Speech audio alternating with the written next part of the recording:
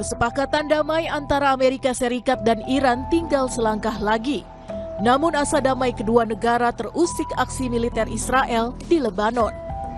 Beberapa jam setelah Presiden Amerika Serikat Donald Trump mengumumkan adanya nota kesepahaman dengan Iran, Israel menyerang Beirut bagian selatan. Israel bersikukuh, pasukannya akan tetap berada di wilayah yang didudukinya di Lebanon. Dalam laporan AP, Menteri Pertahanan Israel bilang akan tetap bertahan tanpa batas waktu di wilayah yang mereka kuasai seperti Lebanon, Suriah, dan jalur Gaza. Aksi militer Israel di Lebanon disayangkan Trump. Lewat media sosialnya, Trump bilang serangan itu seharusnya tak terjadi, terutama pada hari yang ia nilai istimewa karena begitu dekat dengan kesepakatan perdamaian dengan Iran. Trump juga bilang seharusnya tak ada lagi serangan Israel di Lebanon dari pihak manapun, termasuk Hizbullah kepada Israel. Iran sebelumnya juga menegaskan Lebanon jadi salah satu poin kesepakatan dengan Amerika Serikat. بر اساس توافقات انجام شده جنگ و عملیات نظامی در تمامی جبهه‌ها از جمله لبنان از امشب به صورت فوری و دائمی پایان یافته و به علاوه محاصره دریایی علیه ایران بلافاصله و به طور کامل خاتمه می‌یابد. امضای این یادداشت تفاهم در روز جمعه 29 خرداد به طور رسمی انجام خواهد شد. مذاکرات برای توافق نهایی به پس از اجرای تعهدات طرف مقابل وفق یادداشت تفاهم موکول خواهد شد. Pengamat intelijen dan keamanan UI Stanislaus Rianta bilang, perang antara Amerika Serikat dan Iran bisa saja berakhir, namun perang bisa dilanjutkan Israel.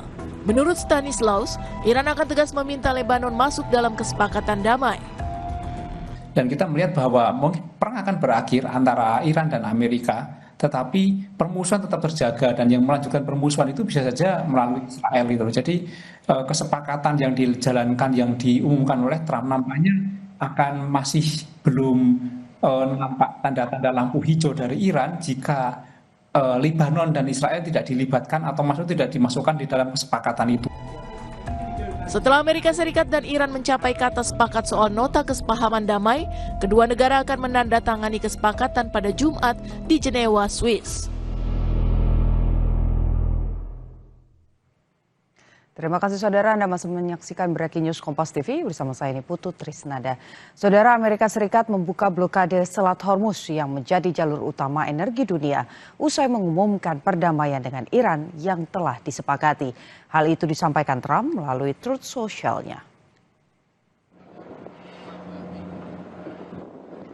Trump bilang blokade militer Amerika Serikat telah dicabut dan Amerika Serikat sepenuhnya mengizinkan pembukaan Selat Hormuz tanpa biaya tol. Trump memastikan perang dengan Iran resmi berakhir pada Minggu waktu setempat. Namun penandatanganan kesepakatannya akan dilakukan pada Jumat 19 Juni mendatang.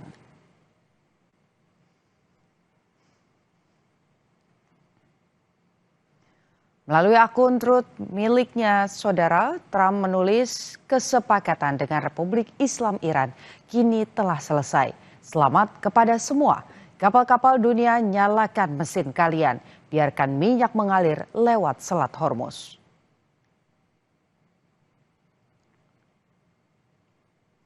Trump juga mengatakan, saudara, dengan ini saya sepenuhnya mengizinkan pembukaan Selat Hormuz tanpa biaya tol dan secara bersamaan mengizinkan pencabutan segera blokade Angkatan Laut Amerika Serikat.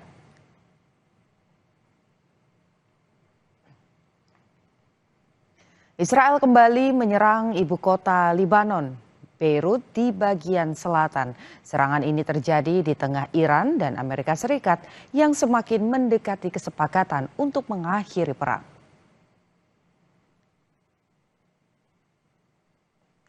Asap terlihat mengepul hari Minggu waktu setempat. Kantor Perdana Menteri Israel menyatakan serangan tersebut sebagai respons atas serangan Hizbullah di Israel Utara. Sebelumnya, Israel juga telah menyerang kota Beirut pekan lalu yang dibalas Iran dengan luncuran rudal ke wilayah Israel.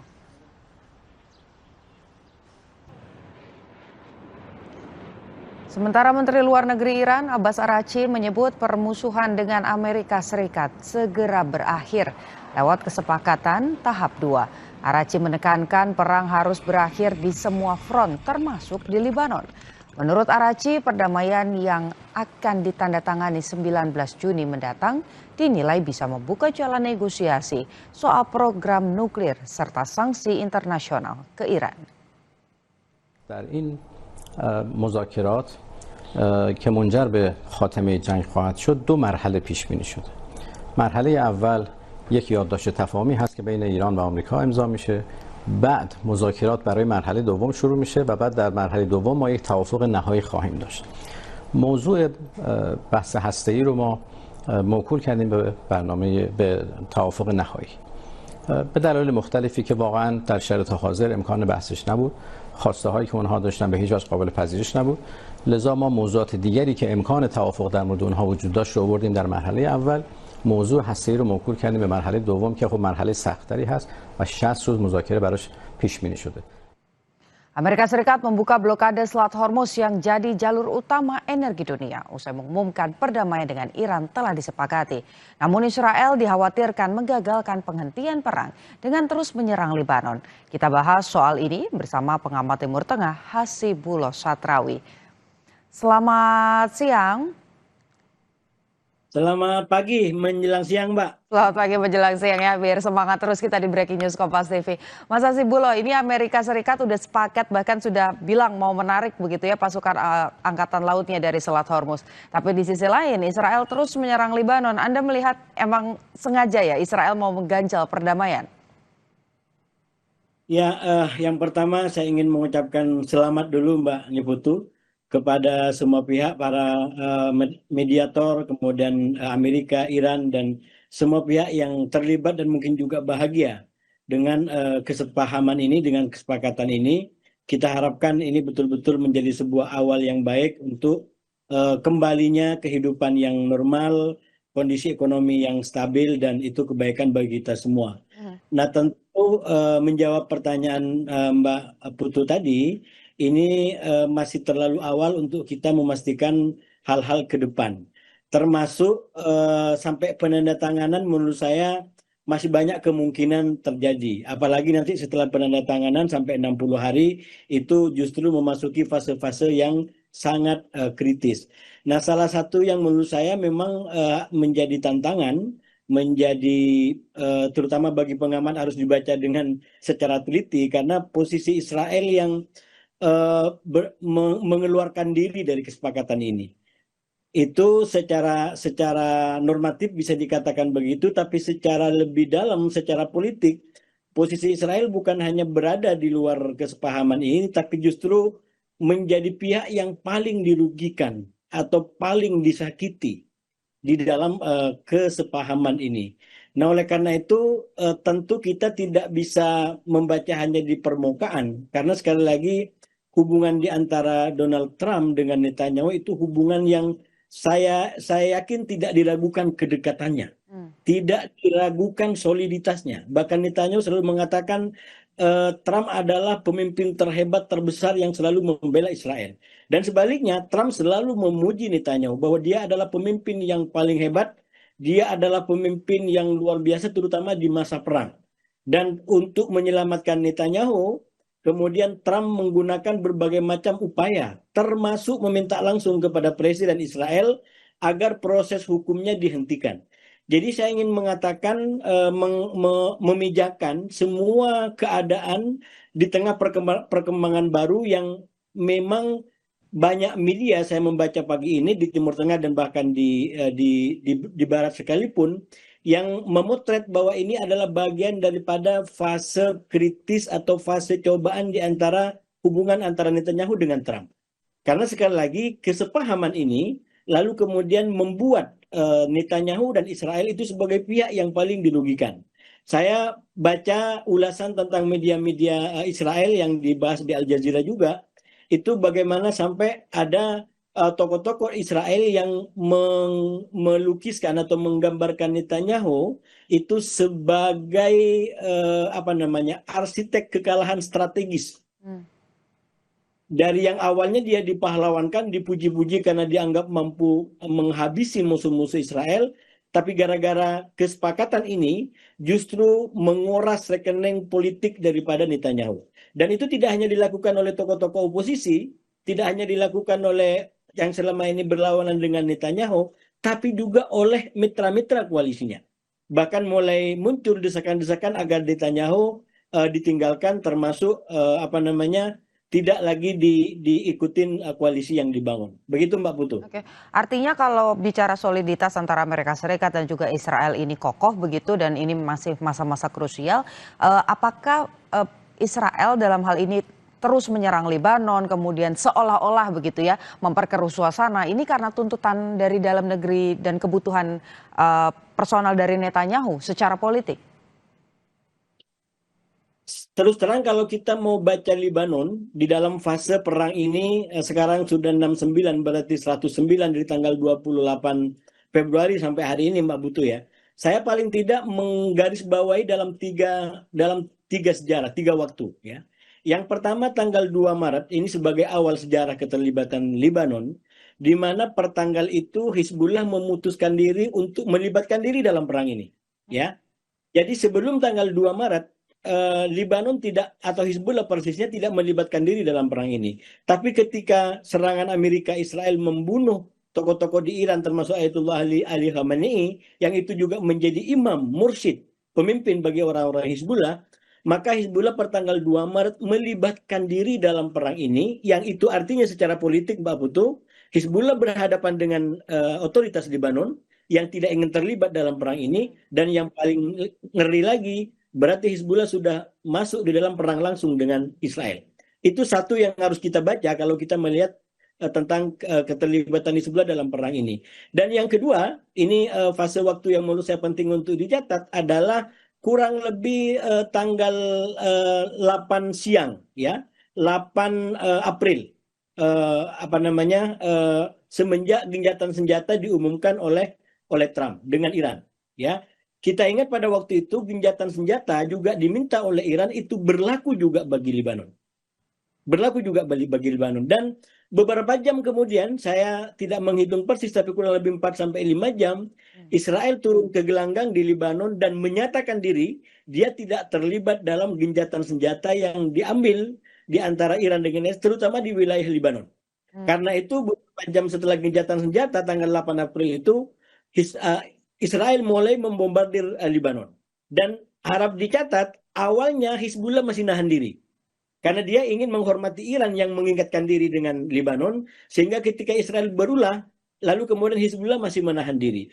Baru beberapa jam kemudian setelah Israel terus menaikkan eskalasi, maka kemudian Hizbullah memutuskan untuk melibatkan diri kembali dalam perang langsung dengan Israel. Itu sejarah kedua atau waktu kedua yang menurut saya menentukan berkaitan dengan krisis di Lebanon terakhir. Dan yang ketiga, ini yang paling penting adalah justru serangan-serangan yang dilakukan oleh Israel ketika kesepahaman di antara Amerika dengan Iran sudah mendekati deal. Berarti kita bicara kurang lebih di tanggal 10 ya, tanggal 10 Juni sampai 12. Di mana itu ada eskalasi meningkat, dan Trump lalu kemudian mencoba untuk mengingatkan, memperkuat agar Israel tidak melakukan eskalasi lebih lanjut. Dari tiga waktu yang saya sampaikan ini, maka sebenarnya bisa kita tarik dua kesimpulan sementara. Kesimpulan yang pertama, bahwa Israel dari awal memang tidak menginginkan proses gencatan senjata dan perdamaian di antara Iran dengan Amerika ini berlangsung mulus, ya. Saya menyebutnya dengan istilah Netanyahu mencoba dari 8 April itu membakar kertas-kertas perundingan yang dibangun, yang disusun, yang direvisi di antara Iran dan Amerika melalui mediator Pakistan. Dan kalau kita lihat dalam tanggal-tanggal berikutnya itu nyaris berhasil upaya membakar. Misalkan kurang lebih di tanggal 8 itu 8 April maksud saya, 8 Juni itu tiba-tiba Iran menyatakan bahwa dia akan menghentikan upaya mediasi dengan Iran dengan Amerika kalau Israel masih terus menyerang. Nah, ini bagi saya hampir berhasil. Hingga akhirnya betul-betul Iran memperhitungkan sikap Israel itu dengan cara menyerang Israel pada tanggal 8 Juni. Yang saya sebut sebagai krisis 16 jam. Di mana pertama kali Iran menyerang Israel dan kemudian Israel balas balik. Nah, itu yang betul-betul hampir merusak konsep mediasi yang sedang dilakukan dan didukung oleh Iran, oleh Amerika. Bahkan saya kasih ilustrasi saat itu Donald Trump mencoba untuk menyelamatkan sisa kertas perundingan yang sudah dibakar oleh Israel dan Iran. Dan menurut saya berhasil karena kembali situasi normal. Nah, makna yang kedua dari 3 waktu yang saya bilang tadi, ini ada kemungkinan dan ini yang baru setelah daripada tanggal berapa kemarin? Tanggal hari Senin kemarin ya. Itu yang baru adalah bukan tidak mungkin ini Hizbullah atau Lebanon akan menjadi kayak semacam titik baru perlawanan Israel terhadap Amerika. Dan ini akan menjadi cerita baru. Sekali lagi konteksnya adalah perang 40 hari. Bagi saya ini perang yang besar dan menimbulkan banyak hal-hal baru. Di antara yang diciptakan, yang muncul setelah perang ini menurut saya adalah satu yang saya sebut sebagai keseimbangan baru di kawasan. Di mana Israel tidak lagi menjadi penguasa tunggal, dia bisa nyerang ke sana kemari tanpa balasan yang setimpal, tapi hari ini sudah ada Iran yang diakui atau tidak, rudal dia bisa menjangkau Tel Aviv. Rudal dia bisa menjangkau Israel, itu artinya apa? Artinya kalau Israel menyerang kembali, terutama kepada mitra-mitra Iran, sangat berpotensi akan juga dibalas oleh Iran. Dan serangan 8 Juni yang kemarin dilakukan oleh Iran membuktikan keseimbangan itu. Nah, oleh karena itu saya melihat yang kedua tadi, ini ada kemungkinan memang pola baru, yaitu yang saya sebut sebagai upaya Israel untuk membuat perlawanan terhadap Amerika, terutama ketika Amerika melanjutkan kebijakan yang dianggap tidak mendukung kepentingan Israel. Yang harus kita baca hari ini, Mbak Putu, kalau kita bicara tentang sikap Israel terhadap Iran hari ini, hampir bulat yang saya baca, mereka mendukung sikap eskalasi kepada Iran. Jadi posisinya Netanyahu didukung kuat oleh mayoritas suara di Israel. Baik itu di kalangan politisi ataupun di kalangan media atau bahkan di kalangan masyarakat luas. Walaupun yang saya baca memang ada kayak semacam hal kontraproduktif bagi Netanyahu secara persepsi, karena dia selama ini menggambarkan diri sebagai orang yang paling dekat dengan Trump, orang yang paling mengerti tentang cara berpikir Trump, lalu kemudian tiba-tiba Trump mengambil kebijakan yang tidak memerhatikan kepentingan Israel. Jadi Netanyahu menjadi dalam tekanan karena dia gagal untuk membuktikan bahwa dia orang yang terdekat dengan Trump. Karena kalau dia orang yang terdekat dengan Trump, mestinya Trump tidak mengambil keputusan yang dianggapnya oleh Israel tidak memerhatikan kepentingan Israel. Begitu, Mbak. Jadi Mas, kalau kita bicara soal keuntungan yang kemudian diincar dalam tanda kutip ya oleh Israel adalah ya supaya tidak ada pola baru, tidak ada keseimbangan baru di negara-negara Teluk begitu ya Mas ya? Kurang lebih begitu. Jadi kalau bagi Israel ini kayak kalau saya sampaikan dalam bahasa pertandingan Piala Dunia, ini kurang lebih kayak hasil pertandingan di antara Brazil dengan Maroko. Jadi yang berakhir imbang. Nah, Israel tidak mau ada keseimbangan itu. Karena adanya keseimbangan berarti Israel sudah tidak lagi leluasa di Timur Tengah. Dan Israel berada dalam ancaman pihak lain, yaitu Iran yang sama-sama sekarang memiliki kemampuan senjata untuk bisa menjangkau Israel.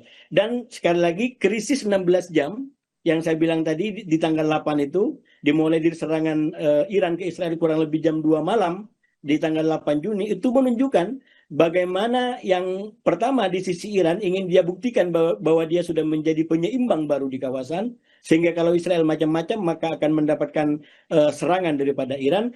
Tapi Israel terus berjuang agar dia mendapatkan golnya kembali. Dia tidak ingin diimbangi oleh Iran, karena itu dia melakukan berbagai macam serangan balasan. Tapi lagi-lagi kemudian kepentingan politik Amerika menjadi penghalang di dalam upaya untuk dua negara ini tanding habis-habisan dan hanya ada satu pemenang, tidak boleh ada dua pemenang. Itu kalau pakai logika sepak bola. Tapi ini adalah perang, jadi ada kalanya ada kekuatan lain yang mau tidak mau di fase tertentu harus diterima hasilnya, dan hari ini menurut saya hasilnya adalah hasil imbang di antara Iran sama Israel, dan penentunya lagi-lagi adalah Amerika, yang kalau saya lagi-lagi menggunakan analisis waktu, mungkin Netanyahu dan saya yakin Trump masih ingin mendukung Netanyahu, tetap ingin mendukung Israel, tidak akan mengurangi itu. Tapi kepentingan Amerika hari ini, kepentingan Trump hari ini, terutama dalam rangka mendekati pemilu di November, itu tidak bisa lagi dinegosiasikan. Karena itu, posisi Amerika dengan Israel hari ini, Trump dengan Netanyahu hari ini, secara pragmatis berada pada posisi yang berhadap-hadapan, karena Netanyahu inginnya lanjut perang, bahkan itu jadi modal untuk kemenangan pemilu yang akan juga dilakukan di bulan November di Israel. Sementara kepentingan Trump justru harus menghentikan perang ini, menormalisir perang ini, termasuk pasar global, perminyakan, dan itu akan menjadi modal dia untuk menyumbang, mendukung kampanye menuju kemenangan bagi partainya di pemilu setelah mendatang. Itu kurang lebih persimpangan, perbedaan kepentingannya di antara Trump dengan Netanyahu. Pada akhirnya kita bisa juga ya menemukan ada persimpangan antara Netanyahu dan juga Donald Trump begitu. Tapi pertanyaannya adalah kalau Israel masih terus berupaya untuk mengganggu dan tidak mau ada keseimbangan, apakah proses perdamaian ini adalah jalan keluar untuk Amerika Serikat menyelamatkan wajahnya begitu ya sebagai negara adidaya dalam konflik ini? Kita akan bahas Mas usai jeda, masih di Breaking News Kompas TV.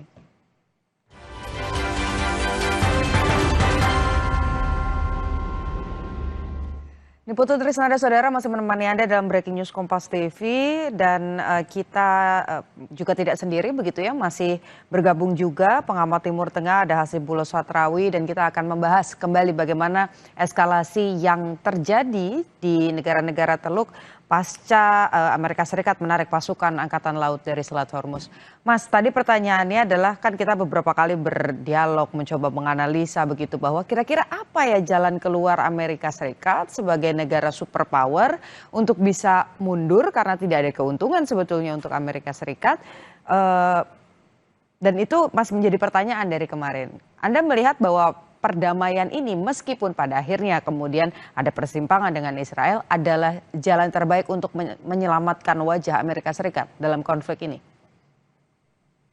Ya, kalau kita bicara tentang kepentingan Amerika Serikat, terutama saya membatasi pada November, karena bagi saya itu adalah tahapan yang juga sangat menentukan. Seandainya situasinya ini sudah melewati November, dan di pemilu November Trump dan Republik menang kembali, saya yakin kalkulasinya akan berbeda. Tapi kalau kita kalkulasi sekarang dalam konteks menyongsong kepentingan November, maka mau tidak mau yang sudah dicapai hari ini itu adalah sebaik-baiknya jalan keluar. Kalau bagi saya, bagi Amerika Serikat. Kenapa? Karena dengan jalan keluar ini, maka kemudian Iran bisa mengkampanyekan ini sebagai bentuk kemenangan. Dan terutama kemenangan kalau kemudian dibandingkan dengan katakanlah kesepakatan yang pernah dicapai terutama di era Obama. Dan itu telah disampaikan berkali-kali oleh Presiden Trump, bahwa kesepakatan yang dicapai dengan Iran itu jauh lebih baik daripada kesepakatan yang dicapai di era Obama. Artinya apa? Secara kontekstual ada konteks politik yang membayang di dalam pernyataan Presiden Trump itu, yaitu pemilu setelah di bulan November. Dan di antara yang mau dikalahkan melalui keputusan ini adalah potensi-potensi daripada calon-calon tokoh-tokoh dari Demokrat yang nanti akan maju di dalam pemilu di DPR di situ gitu. Dan sekali lagi konteksnya adalah jelas bahwa dia membayangkan musuhnya adalah orang-orang Demokrat, terutama Obama yang sama-sama membawa kesepakatan dengan Iran. Nah itulah bagi saya konteksnya, kemudian disampaikan berkali-kali bahwa kesepakatan saya dengan Iran jauh lebih baik daripada kesepakatan Obama. Jadi jelas di situ ada isyarat politik, itu ada petunjuk politik, ada konteks politik yang ingin diwujudkan oleh Trump melalui keputusannya. Nah oleh karena itu saya katakan tadi, sebenarnya kalau kita baca, kalau kemudian Trump hari ini kayak seakan-akan mengedepankan kesepahaman, kemudian diplomasi, walaupun kalau kita baca dari bocoran-bocoran yang ada seakan-akan ini banyak menguntungkan Iran gitu ya. Saya rasa konteksnya adalah karena dia ingin mendapatkan momentum, mendapatkan bahan untuk dijadikan sebagai kampanye bahan agar nanti partainya Partai Republik bisa kembali mewarnai dan memenangi pemilu sela di bulan November nanti, Mbak Putu. Oke, Amerika Serikat akan tenang dalam tanda kutip selama 5 bulan sampai dengan November, tapi Anda melihat bahwa eskalasinya akan jadi lebih kecil perangnya nanti antara Lebanon dengan Israel atau Israel dengan Iran, atau memang hanya akan terpusat di dua negara tadi saja antara Hizbullah dengan Israel? Tergantung. Kalau cara bacanya adalah konflik di antara Amerika dengan Iran, saya selalu sampaikan bahwa karena kebutuhan di bulan November, dugaan saya, bacaan saya, Trump tidak akan mengambil keputusan lebih besar, lebih tinggi daripada kebijakan perang 40 hari. Jadi katakanlah perang 40 hari itu adalah jelajah tertingginya Amerika sejauh ini, maka sampai periode November kalaupun ada eskalasi, dugaan saya, Trump tidak akan mengambil keputusan yang lebih besar daripada 40 hari tadi. Bukan tidak mungkin diambil katakanlah opsi-opsi serangan cepat dan kuat seperti kemarin sempat juga beredar beberapa perkembangan gitu ya. Kemungkinan seperti katakanlah menguasai Pulau Harak yang sangat strategis itu. Menurut saya hal itu juga masih mungkin sebagai bacaan untuk kita perhatikan, tapi sekali lagi dari segi waktu, dari segi keadaan tidak akan lebih habis-habisan seperti perang 40 hari. Itu yang saya bilang pola yang diterapkan Trump adalah saya sebut sebagai politik up and down. Dia untuk mendorong katakanlah diplomasi yang kadang-kadang macet, dia kadang-kadang naik pada ketinggian tertentu dalam bentuk eskalasi tertentu, tapi dia tidak bisa lama-lama. Karena kalau lama-lama, satu, dari segi waktu mengancam ke November, dan yang kedua, dari segi wewenang perang yang diberikan kepada Presiden Trump sebagai kepala angkatan bersenjata, itu juga problematik. Dan itu berkaitan lagi dengan Kongres nanti di Amerika. Nah itu yang akhirnya membuat Presiden Trump menurut saya bisa mengambil keputusan untuk menaikkan eskalasi, tapi tidak bisa lama-lama karena itu dia akan cari alasan untuk menurunkan kembali. Dan itulah seperti yang kebijakan-kebijakan diambil, awalnya mau nyerang gitu ya, seperti tanggal 18 di bulan kemarin. Itu kan tiba-tiba dia bilang, oh 1 jam saya udah mau nyerang, tiba-tiba nggak jadi gara-gara Iran melakukan sebuah perundingan yang serius. Saya membaca itu alibi dia untuk bisa turun dari eskalasi ke normal kembali. Dan itu ruang geraknya. Dengan cara dia naik, dia berharap Iran bisa kooperatif. Kalau kemudian Iran belum kooperatif, dia turun kembali. Bagaimana caranya agar Iran bisa masuk kembali, dan terus begitu. Yang saya membacanya ini sudah berlangsung, Mbak Putu, dari tanggal 25 Maret. Semenjak perang ini baru berusia kurang lebih 26 hari. Itu kalau kita baca dari waktu ke waktu, polanya sudah bisa kita gambarkan bagaimana mencoba untuk mengakhiri perang ini, untuk menyelesaikan perang ini, karena bacaan saya bahwa Trump dari awal terlibat dalam perang ini semata-mata karena terbujuk oleh godaan Netanyahu. Dengan asumsi bahwa ini perang akan menjadi cepat dan akan terjadi perubahan rezim. Tapi Trump kritis dan cerdas menurut saya. Dia nggak butuh waktu lama untuk menyadari bahwa proyeknya Netanyahu ini bodong. Gitu. Karena itu saya bilang 25 Maret dia sudah ambil keputusan untuk deeskalasi. Dia sudah injak rem. Karena sekali lagi kalau dia larut dalam retorika Netanyahu, maka dia akan semakin gosong, semakin ke sini. Jadi saya melihat justru kecerdasannya Trump luar biasa, karena ketika Netanyahu berupaya untuk kampanye luar biasa, Iran makin hancur, kita tambah tekan, justru Trump sudah mengambil keputusan berbeda, saya lihat per 25 Maret. Nah, di sini saya agak berbeda dengan sebagian media saya baca di kawasan yang menganggap perubahan Trump baru terjadi kurang lebih di belakangan, terutama ketika terkait dengan Lebanon.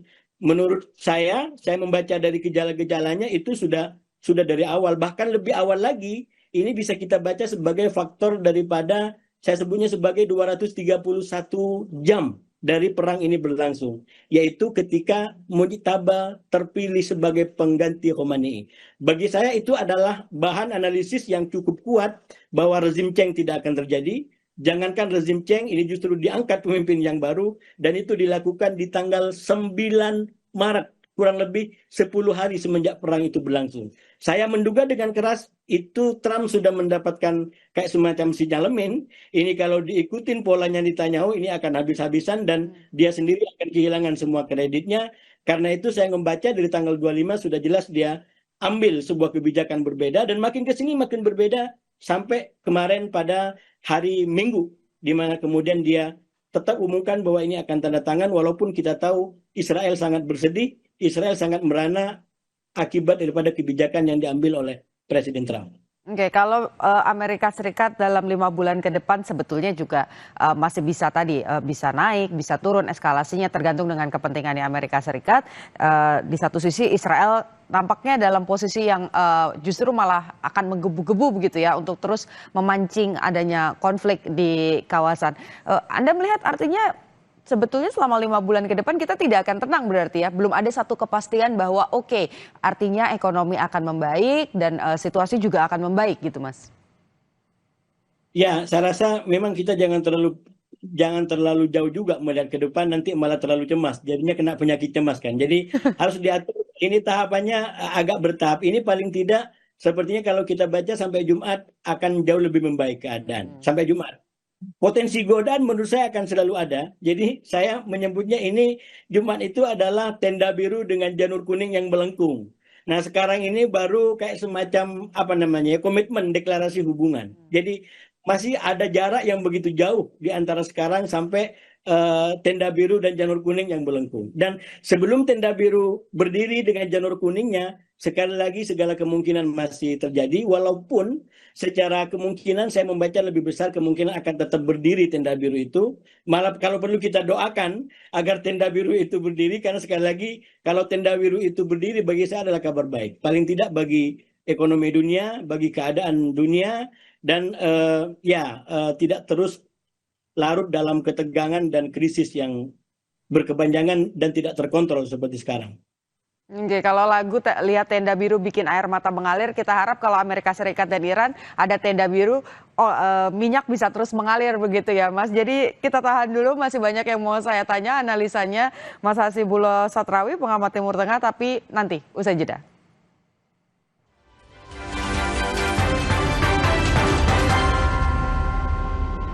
Orang punya semangatnya masing-masing untuk memberikan yang terbaik.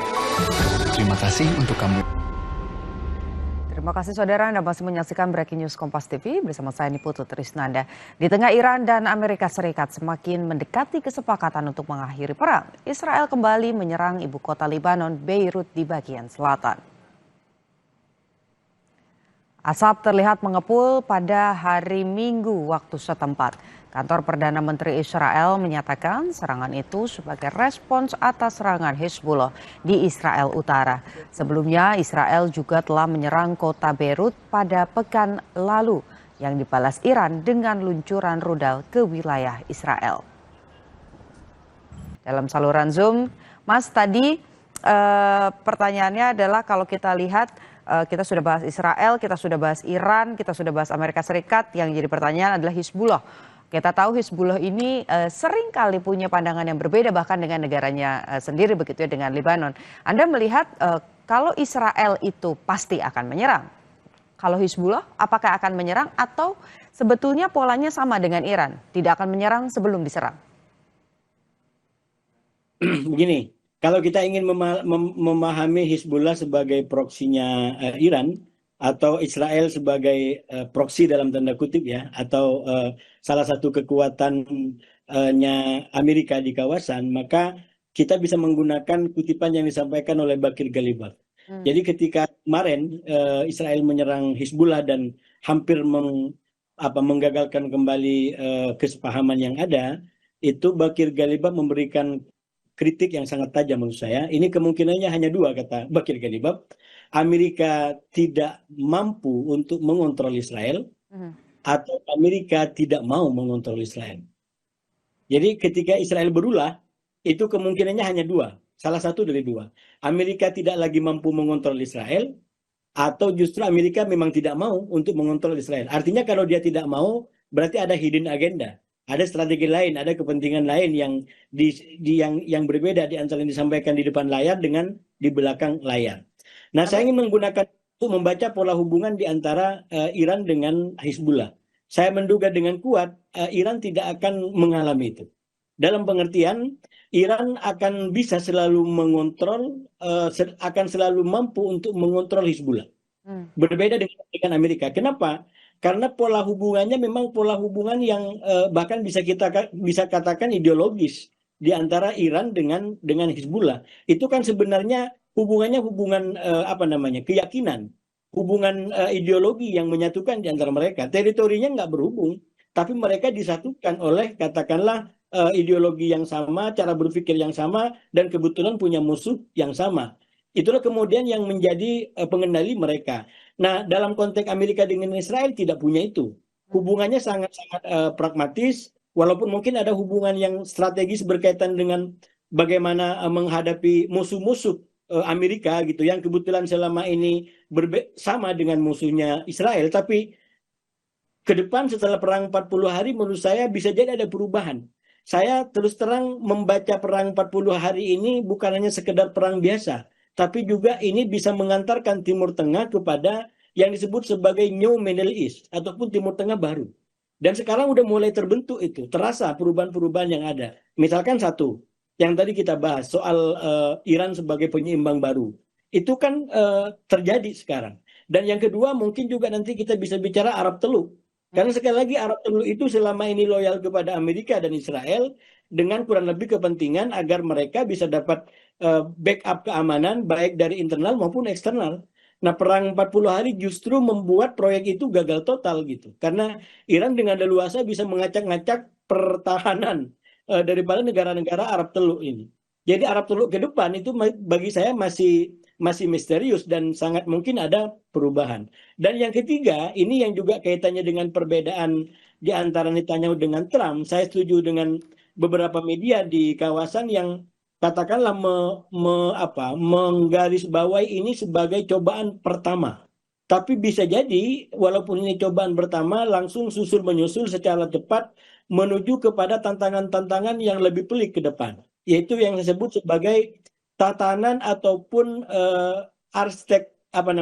pembangunan daripada New Middle East tadi akan seperti apa Timur Tengah baru ini. Nah, kalau kita mulai baca dari versinya Trump dengan Netanyahu hari ini, sudah jelas perbedaannya. Trump itu maunya Timur Tengah itu termasuk Turki juga tetap dipertahankan. Karena itu Trump hubungan sangat baik dengan Erdogan. Bahkan dalam beberapa laporan dikatakan Erdogan cukup meyakinkan Trump berkaitan dengan keputusan untuk menahan penggunaan pasukan Kurdi untuk menjadi pasukan yang didorong untuk masuk dalam perang langsung ke Iran. Ini salah satu versi. Jadi itu menunjukkan betapa Turki itu menjadi kayak semacam bayangan Trump ke depan akan menjadi faktor. Hizbullah Syria yang baru juga sama. Itu Trump sangat suka dengan Syria yang baru. Bahkan dia akan bikin Tower Trump di Damaskus nanti ke depan.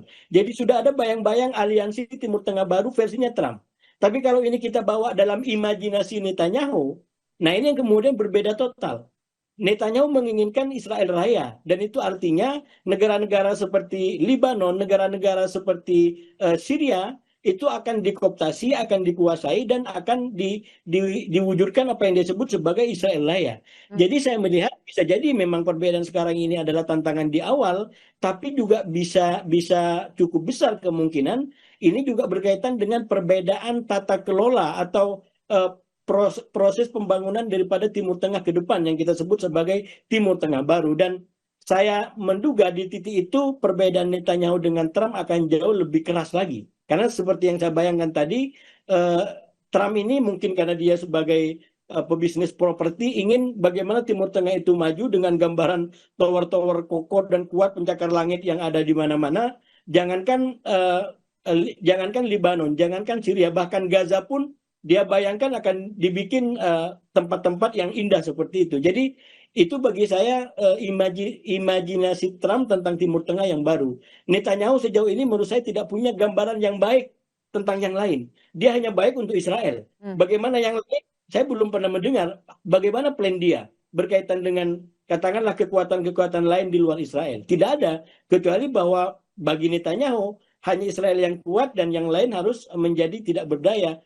Ini yang menurut saya mindset yang selama ini keliru dan berbahaya di Timur Tengah. Mestinya di Timur Tengah itu mengikuti ya apa namanya paham-paham yang selama ini didorong di dunia termasuk di Kompas tentang kemajmukan, menghargai perbedaan gitu. Jangan hanya Israel yang mentereng, yang maju, tapi kita harus juga berpikir bagaimana bangsa-bangsa lain, Palestina di sampingnya, di Lebanon, di Syria, di Yaman juga sama-sama bisa mendapatkan kemajuan gitu. Dan memang pada akhirnya kita mau tidak mau harus bicara tentang katakanlah pikiran yang memungkinkan bagi tumbuh dan berkembangnya negara-negara lain di Timur Tengah, dan itu bagi saya tidak ada yang lebih kokoh melebihi two-state solution. Itu yang jangka panjang mau tidak mau kalau kita bicara tentang Timur Tengah, kalau betul-betul ingin perdamaian abadi harus sampai kepada akar persoalan itu. Kalau belum sampai ke akar persoalan itu, saya menduga tetap akan ada konflik sana-sini karena akar persoalannya, akar konfliknya, akar perangnya belum ditangani secara bagus. Begitu, Mbak. Baik, kita harus menunggu karena kalau saya kutip tadi pernyataan Mas Hasibullah, kita nggak boleh kejauhan nanti malah punya anxiety gitu ya, kecemasan berlebih. Kita tunggu nanti sampai dengan tanggal 19 Juni apakah kesepakatan ini bisa kemudian berujung pada sesuatu yang baik antara Amerika Serikat, Iran, dan juga Israel. Kemudian apakah nanti perbedaan-perbedaan yang tadi kita lihat begitu ya antara Israel dan juga Amerika Serikat ini justru bisa membuat celah yang semakin besar antara kedua sahabat yang sangat solid ini beberapa waktu sebelumnya. Terima kasih analisanya pengamat Timur Tengah Hasibullah Satrawi sudah bergabung bersama Breaking News Kompas TV. Siap, terima kasih Mbak Putu. Saudara, Breaking News Kompas TV masih akan kembali usai jeda.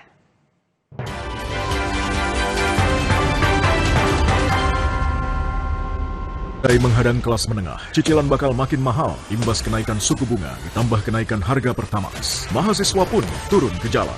Meminta harga bahan pokok dan juga BBM diturunkan, hentikan PBB dan juga kopi. Kalau 6 juta satu hari, maka 1 bulan pengeluar lebih 1 triliun pemborosan. Maka perlu penataan. Ya, yang trennya terus melemah, suku bunga yang naik terus ini sangat sulit untuk kelas menengah. Business Talk, Selasa 16 Juni pukul 10 malam di Kompas TV. Beri makna pada siang hari Anda. Saatnya terhubung dengan informasi yang akurat dan terpercaya. Simak selengkapnya di Kompas ya. Dari peristiwa penting di dalam negeri hingga dinamika global yang memengaruhi dunia. Pasca gagalnya negosiasi antara Amerika Serikat dan Iran, aksi protes berlangsung di Milan, Italia. Berita yang aktual, tajam dan mencerahkan. Kompas Siang. Setiap hari pukul 11 siang. Live di Kompas TV. Nilai-nilai kemanusiaan, aspek sosial budaya, serta berbagai hal dan isu yang membentuk suatu peristiwa menjadi sorotan dalam perspektif kaidah jurnalistik yang mendalam. Berkas Kompas, setiap Selasa pukul 11 malam di Kompas TV.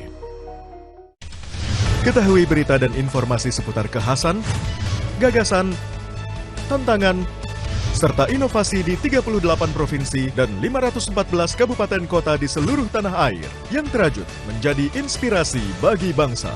Berbagai informasi aktual dan menarik dari berbagai daerah di tanah air dalam Jurnal Nusantara. Ikuti Jurnal Nusantara setiap hari pukul 6:30 pagi, live di Kompas TV. Hujan berkah di bulan Muharram, momen mulia Tahun Baru Islam. Setiap manusia pasti berdosa. Taubatan nasuha pastilah bisa. Kalau sudah taubat, jangan diulang lagi ya. Dosa kok langganan, rugi dong. Gali ilmunya bersama saya Duda Harlino dan juga Ustadz dan juga Ustazah dalam Kalam Hati Spesial Tahun Baru Islam. Jangan nyangkut di dosa yang sama. Selasa 16 Juni jam 2 siang hanya di Kompas TV. Mata dunia tertuju pada 16 kota di Amerika Serikat, Kanada, dan Meksiko untuk ajang sepak bola paling bergengsi di muka bumi. Ikuti update informasinya, prediksi dan rangkuman hasil pertandingan, taktik dan strategi para timnas, pemain, atmosfer supporter, hingga cerita menarik di balik pertandingan. Sapa Amerika setiap hari pada program-program berikut, live di Kompas TV.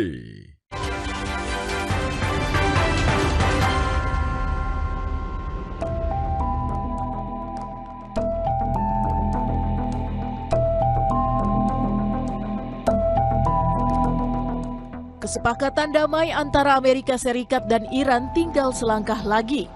Namun asa damai kedua negara terusik aksi militer Israel di Lebanon.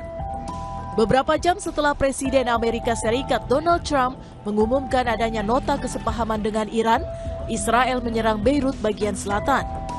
Israel bersikukuh, pasukannya akan tetap berada di wilayah yang didudukinya di Lebanon. Dalam laporan AP, Menteri Pertahanan Israel bilang akan tetap bertahan tanpa batas waktu di wilayah yang mereka kuasai seperti Lebanon, Suriah, dan jalur Gaza. Aksi militer Israel di Lebanon disayangkan Trump. Lewat media sosialnya, Trump bilang serangan itu seharusnya tak terjadi, terutama pada hari yang ia nilai istimewa karena begitu dekat dengan kesepakatan perdamaian dengan Iran. Trump juga bilang seharusnya tak ada lagi serangan Israel di Lebanon dari pihak manapun, termasuk Hizbullah kepada Israel. Iran sebelumnya juga menegaskan, Lebanon jadi salah satu poin kesepakatan dengan Amerika Serikat. بر اساس توافقات انجام شده جنگ و عملیات نظامی در تمامی جبهه‌ها از جمله لبنان از امشب به صورت فوری و دائمی پایان یافته و به علاوه محاصره دریایی علیه ایران بلافاصله و به طور کامل خاتمه می‌یابد.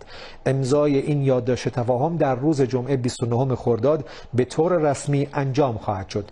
مذاکرات برای توافق نهایی به پس از اجرای تعهدات طرف مقابل وفق یادداشت تفاهم موکول خواهد شد.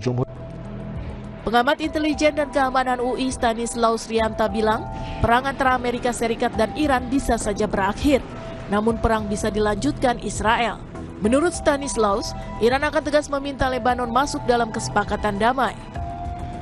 Dan kita melihat bahwa mungkin perang akan berakhir antara Iran dan Amerika, tetapi permusuhan tetap terjaga, dan yang melanjutkan permusuhan itu bisa saja melalui Israel gitu. Jadi kesepakatan yang dijalankan, yang diumumkan oleh Trump nampaknya akan masih belum nampak tanda-tanda lampu hijau dari Iran jika Lebanon dan Israel tidak dilibatkan atau tidak dimasukkan di dalam kesepakatan itu.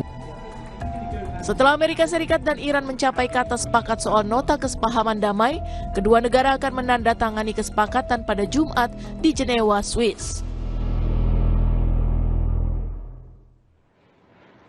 Menteri Luar Negeri Iran Abbas Araghchi menyebut permusuhan dengan Amerika Serikat segera berakhir lewat kesepakatan tahap kedua. Araghchi menekankan perang harus berakhir di semua front, termasuk di Lebanon. Menurut Araghchi, perdamaian yang akan ditandatangani 19 Juni mendatang dinilai bisa membuka jalan negosiasi soal program nuklir serta sanksi internasional ke Iran.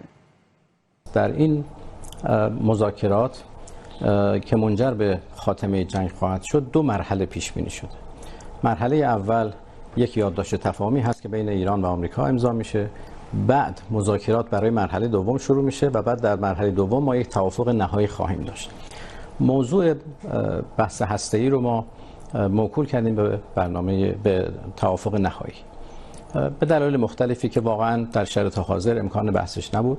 خواسته هایی که اونها داشتن به هیچ وجه قابل پذیرش نبود.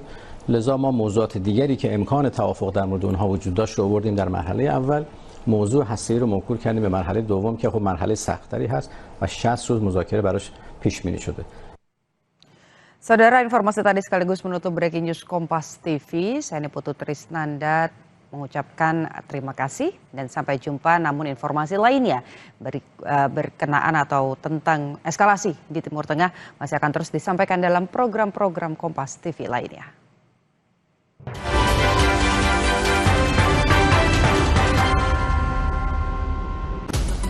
Mata Dunia